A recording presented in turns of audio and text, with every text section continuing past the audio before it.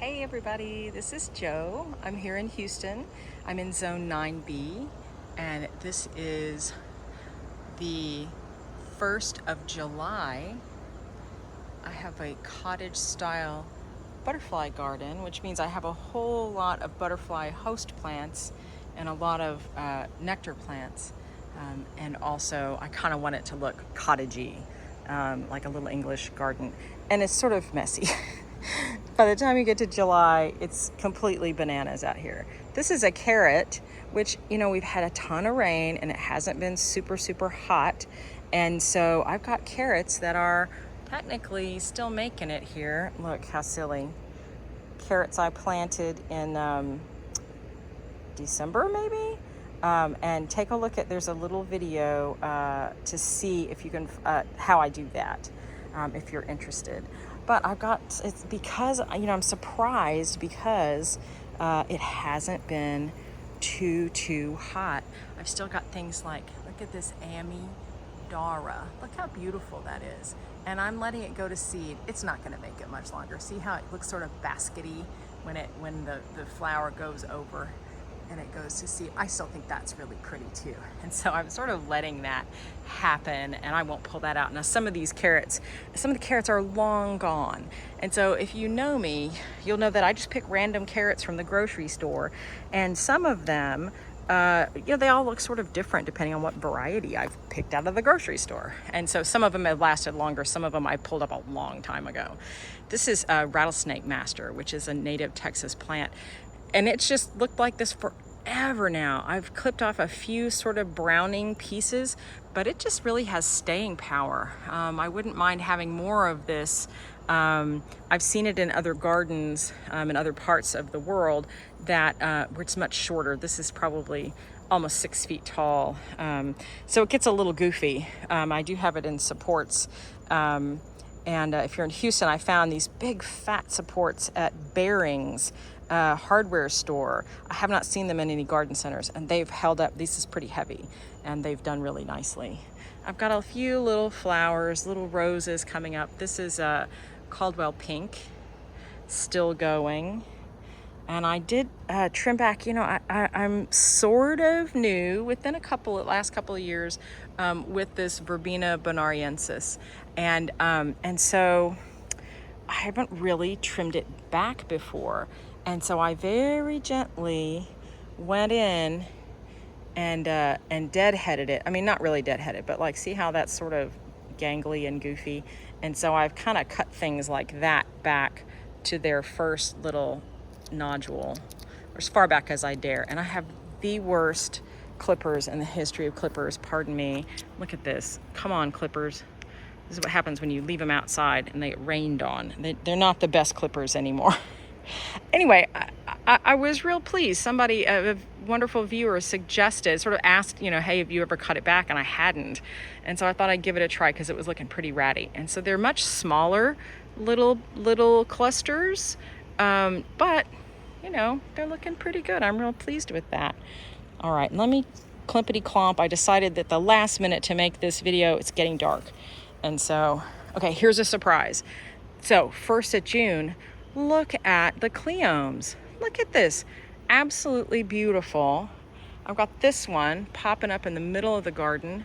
Another one super fresh and beautiful right there. And I'm so happy with that. I think this is part of, one of the reasons I just keep planting it. I just throw the seeds out, and stuff pops up. Okay, here's my lily. I haven't shown you this one before.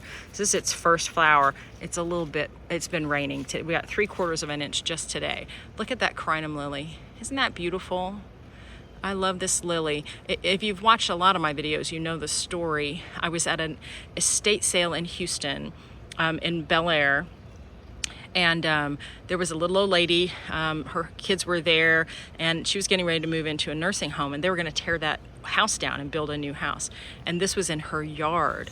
And I said, could I buy a bulb from you? And she was like, oh, I don't know. She loved these lilies. And I said, I kind of wanted to say, they're going to rip your house down, rip your yard down. And but I didn't want to say that. I didn't want to sound, upset her, even though I know she knew that. But I said, I promise you, I promise I will take good care of that lily and I will love it. And she let me dig up a bulb or two. She was very kind. I don't think she would let me pay for it. She said, no, no, no, take some. And so you can see, look, this is huge. And I have it in another spot or two in the yard. I can't remember if I have any in the front yard. Look, there's a big fat lizard. Hey, buddy. Hi. And I've given away bulbs for years now. And so I think of that little lady. She's probably gone on to her great reward a long time ago, because that was probably 20 years ago. And so that makes me real happy to think of her. Okay, here's my big empty space I showed you on my last video. This is, let's see, that is Amante, Salvia Amante. Here's Amistad, which is this incredible purple, and you can see it's huge. It is huge. And but this stuff just got this icky white gunk on it, and you know, there's sort of still a lot of suggestions on what it might be. I don't know that I ever really landed on an answer, but I cut it down. I dug a lot of it up because it's not my favorite flower. However, I had tons of seedlings of Gomphrena. And so this is just the beginning of one, but I put some Gomphrena seedlings in here, and I put another Cleome. I think it's maybe been there, and I just sort of uncovered it and discovered it. And then I had seen this growing in the gravel, and I asked y'all what it was. Several people said they thought it was, oh goodness, porterweed. And I did have a porterweed in the backyard that died, and I probably carried that porterweed, dead one, along the gravel back to my compost pile, and these were all in the gravel. And so that seems the most likely. It really matches my porterweed. So we'll see. It's probably, now it's too big. Now I've got this, which will get, I don't know, 3 by 3, and I've got them too close together. This is still gonna get big. And now I have this, which will get big. So I'm just gonna let him fight it out right now. And then look at this, you guys. This is Duranta, native Texas. Look at that. Isn't that incredible? And hopefully I trimmed the top off because it was getting kind of goofy. And so I'm hoping it'll be kind of a, as my friend Rachel, hello Rachel, said, it'll be like a fireworks display of purple. But so I'm not entirely sure whether putting it in this little obelisk was helpful. I don't know. It looks a little silly right now. Here's a carrot or two. I've cut 2 back, but this one still looks kind of pretty. It's a little goofy back here, but it still looks pretty, so I left it. And then here's another one of these Verbena bonariensis that I did trim back, and it came back. It looks pretty nice. And then I've got a few cone flowers left, a couple of really fresh new ones, and then some sort of scruffy ones that need to get deadheaded. Look how pretty that is. So this is Salvia black and blue with the Duranta, and I think that's kind of a pretty little combo, and that needs to get cut back. It needs a Chelsea chop, but it's got so many flowers on it, so I'm not good at, you know, Chelsea chopping things when it still looks kind of good. Here is this goofy rose. It's getting ready. This is called Delta Gamma something something. It's never looked good. It was supposed to be a bush. I think it's a climber, and so I just cut it. It sort of got uncovered when I did all this, and so I just cut it back. We'll see. It's not great. Here is Salvia. Oh gosh, so I didn't think about what I was going to show you. I just like came out here, and sometimes my brain needs a hot second to think about the names of things. This is Forsythia sage. I'll think of it in a minute. Salvia. No, it's gone from my brain. Anyway, it's Forsythia sage, and it will be huge yellow flowers in the fall. But right now it's just gotten really big and cool looking leaves. I think somebody laid down in my grass and took a nap. It looks pretty bad. This is the purple hyacinth bean vine. Look at those beans, and here's the pretty flower. And I really like having it on this little obelisk. This is the second year doing this. And then, oh, look at my pretty grasses too. Isn't that pretty? I love the little inflorescences. The rain has kind of beaten everything down a bit. Here's that wonderful cleome. And then I put a couple more of those just things I dug up in the gravel that I think are porterweed right there. So I put those in just to see. And then, oh my gosh, this salvia leucantha is so big, and it'll bloom in the fall. And then this is Gulf vervain, which is a little native Texas verbena. And you can see I made this at the last minute, so I have junk I've been throwing all over the gravel. And my pots are looking really pretty. It's almost too wet for these ivy geraniums. I think they're getting a little soggy. But I think that the pretty begonias are pretty happy. I know I show you this every time, but look at that. I love those begonias. This is so cool.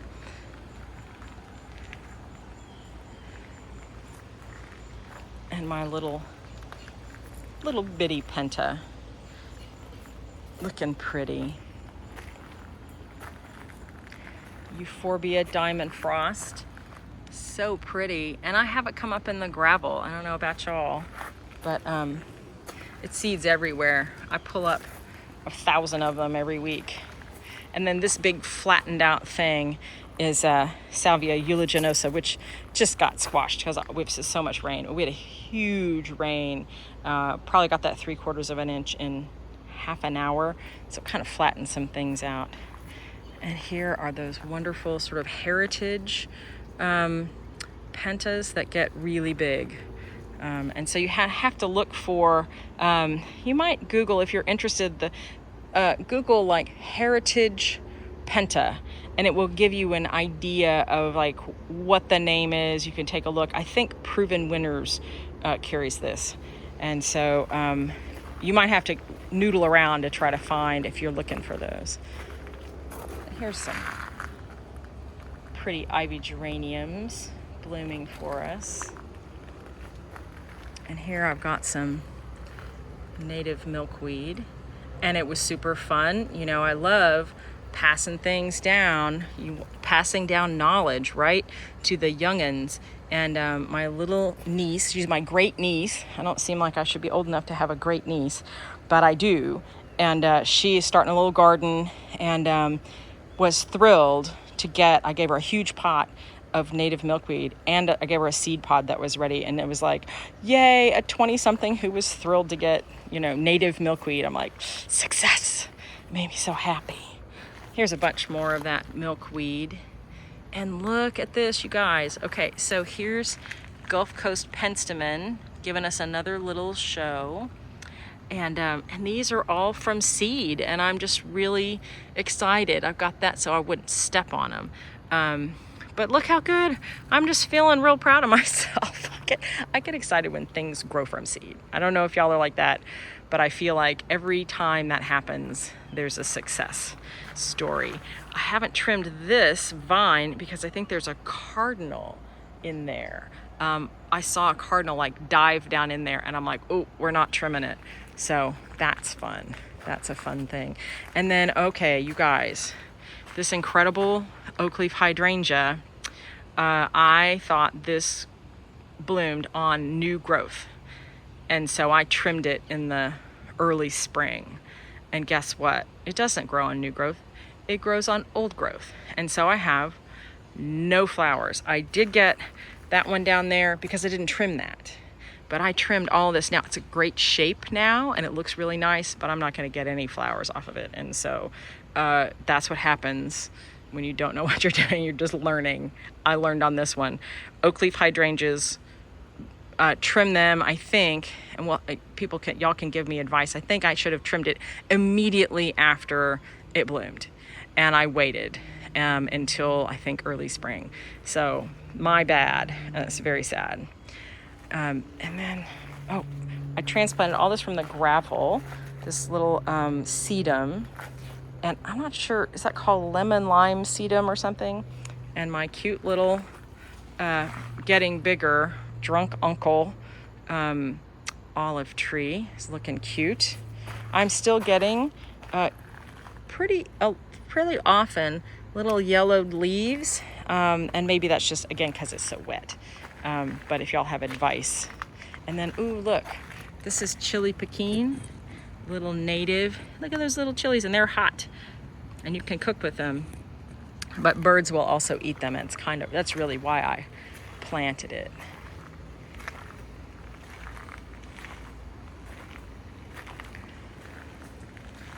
Oh, look at this big guy. Look at this huge lizard. You're very speckly. You're very speckly. Say hello to the people. Hello, my little non-native friend. Yes, you're very fancy. I love this. I love those coming up from last year. Here's some more of that pink. So this is deep shade, y'all. This is deep shade, and yet this crinum lily will bloom in deep shade, for which I am always very grateful. And then, oh, this is fun. This is fun. This is fun. Look at these spider lilies. What? Look at that. Incredible. Incredible. We used to go on vacation.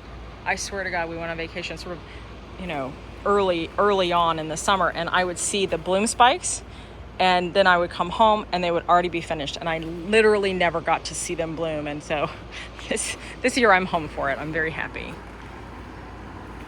And then we did a big chip chop cleanup, and cleaned up the gravel and trimmed into a little hedge with the little, sorry it's loud, AC's on. I show you this every time, but it's so pretty. This coral honeysuckle. Oh, here's a good one. Look at this. Look at that coral honeysuckle. Isn't that beautiful? Wonderful. But now it looks tidy and nice.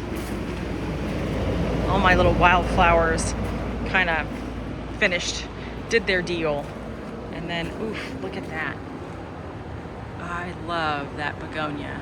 So pretty. And then I planted so much milkweed, y'all. Look at all the tiny little milkweeds. And there's all from the same day. So I think I must have better soil in here. And look, here's a little guy. So milkweed is like they call it an aphid trap. So those little yellow aphids, they will not hurt your milkweed. But one of the things that eats the aphids is a ladybug. And so there she is, the cleanup crew right there. And I have these little cages so Mrs. Doubtfire won't sleep on there, because she absolutely would sleep right on there. And I've been working hard to get the gravel cleaned up so the little succulent theater looks nice. Oh, and you can see here chunks. I've been clipping, I'm sure you guys are the same way, clipping things and chucking them out of the garden. This is a carrot chunk that I just clipped off. And it hasn't gotten, usually by this time in the summer, maybe in another couple of weeks, it will be too hot to have these here because the gravel gets too hot. And I'll move them into the shade. But for now, it hasn't been too hot. Look at this beautiful coneflower. And of course, the crazy Mexican hat that has just gone nuts. Look at this. Isn't that beautiful? And Nearly Wild is really taken off this month. And my daylilies are kind of finishing out. And I'm hoping, so these were just little things I popped in. This is more gomphrena here that I think might take up that little empty space. And then I've got another gomphrena here that's probably too big to put under this, but you know what gardeners like. I did it anyway. The Nepeta Walker's Low catmint still looks so pretty. I keep having to trim it back so it wouldn't take over my little cone flowers here. And all this wonderful fennel, still so pretty. I really like this fennel. And this beautiful gomphrena. And this cute little sunflowers that just volunteered. I didn't plant them this year. They volunteered from last year. And now I'm back around. Thank y'all for going on a walk with me. I hope you're having a great summer and you're having fun in your gardens. And I'm trying to catch up on my comments. Y'all are so kind and always write me, and it takes me forever to get back.